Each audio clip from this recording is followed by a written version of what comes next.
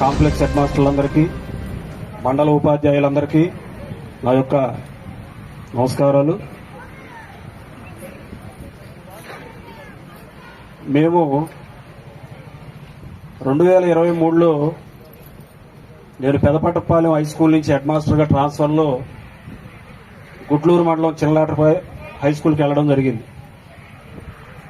అప్పుడు సార్ అక్కడ గుడ్లూరులో ఎంఈఓగా పనిచేస్తున్నారు. నేను జాయిన్ అయినటువంటి ఒక 4 రోజులకే గుడ్లూరులో హెచ్ఎంస్ మీటింగ్ పెట్టినప్పుడు నేను హై స్కూల్ హెడ్ మాస్టర్గా, సార్ గుడ్లూరు ఎంఈఓగా ఒకే మీటింగ్లో ఉన్నాము. ఆ తర్వాత వారం రోజులకే నేను సమన్వయంతో ఎలాంటి భేదాలు లేకుండా, ఎలాంటి ఆటంకాలు లేకుండా ఉపాధ్యాయుల యొక్క సహకారంతో మండలాన్ని ముందుకు నడిపించాం. ఇంకా చెప్పాలంటే మేము ఈ మండలానికి వచ్చేసరికి ఇంతకుముందు ఇక్కడ రెగ్యులర్ ఎంఈఓలు లేకపోవడం, అంతకుముందు పనిచేసినటువంటి ప్రసాద్ సారు అనారోగ్య కారణంగా మండలాన్ని సరిగ్గా వర్క్ చేయలేకపోవడం, ఇలాంటి కారణాల వల్ల నెల్లూరు జిల్లాలో లోపాడు మండలం చాలా అంశాలు నేను ఎంఈఓగా వచ్చేసరికి అప్పుడున్నటువంటి డిఈఓ మేడం ఇప్పటి వరకు మీ మండలం అన్నింటిలో వెనకబడి ఉంది, ఇక్కడి నుంచి ప్రోగ్రెస్ లో రావడానికి ఏం చేస్తారో నాకు తెలియదని చెప్పి చెప్పడం. ఆ తర్వాత నుంచి అనేక కార్యక్రమాల్లో మేము చేశాము. ఓసారి మేము వచ్చిన కొత్తలో నైట్ 9 గంటల వరకు కూడా ఎంఆర్సీలో ఉన్న సందర్భాలు ఉన్నాయి. సార్ గారు మాకు తోడు సచివాలయం వెల్ఫేర్ అసిస్టెంట్ వాళ్ళు ఫోన్లు చేస్తూ వాళ్ళు సచివాలయాల్లో మేము ఎంఆర్సీలో జీఆర్ సర్వే జరిగేది. అప్పుడు ప్రవీణ్ ప్రకాష్ గారు సమయంలో ఎంత టెన్షన్ పడ్డామంటే ఒక్కోసారి ఎందుకు వచ్చామా ఈ పోస్టులో కనిపించేంత పరిస్థితి వచ్చింది. నైట్ 9 అయింది మాకు ఇక్కడ. 9 గంటలకు ఇంటికి పోతే 9:30కి కలెక్టర్ గారు మళ్ళీ టెలికాన్ఫరెన్స్ మొదలయ్యాయి.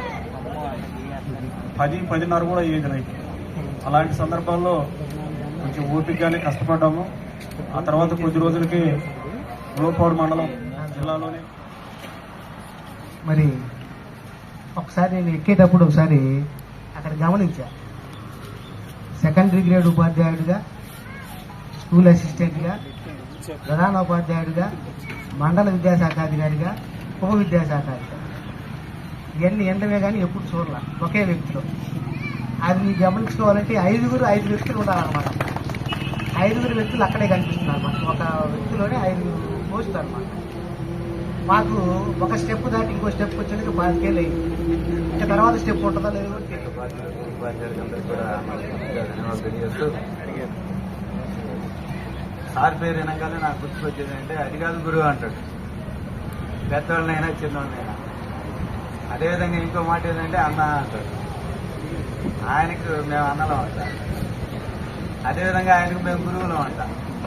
అంటే ఆయన యొక్క ఉన్నతమైనటువంటి మనస్తత్వం అదొకటి చాలు. సభ ఈ వేదిక మేడం గారు రాకబెట్టి సంపూర్ణమైందని చెప్పి అనుకుంటున్నాం.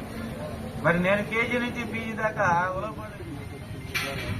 ప్రసాద్ సారు నాకైతే పెద్ద పరిచయం లేదు, కానీ మామూలుగా జాబ్ పట్ల తెలియదు. కానీ ఏమి పిఎస్ సబ్జెక్ట్ వల్ల సార్ గురించి సార్తో కొంచెం సన్నిహితం ఏర్పడింది. పెద్దలందరికీ నమస్కారాలు. వేదిక ముందున్నటువంటి ఉపాధ్యాయులందరికీ పేరు పేరు ధన్యవాదాలు. ఈ విధంగా హాజరయ్యారంటే ఆయన యొక్క మంచితనమే తెలిసిపోతుంది. అదేవిధంగా రేపు నేను ఇక్కడ పిలువపడి వచ్చానంటే ఆయన పని మేము చేయలేకపోతాం. ఆయన ద్వారానే కొన్ని కొనుక్కొని చేసుకోవాలి.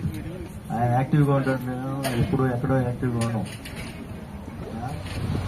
ఈ సమావేశానికి ఇచ్చేసినటువంటి ఉపాధ్యాయ బృందానికి, తర్వాత ఎంఈఓ గారి బంధుమిత్రులకు అందరికీ కూడా నా నమస్కారాలు. అయితే ఈరోజు ఎంఈఓ గారు సన్మాన సభ జరుపుకుంటున్నారు. ఈరోజు నేను వచ్చి 7 నెలలైంది. ఎలక్షన్ ముందర సార్ గురించి వాళ్ళని చూస్తూ ఒక టీచర్ వృత్తి చేయాలని మాకు సార్ని మేడం చూస్తే మేము ఈ ఉద్యోగానికి కూడా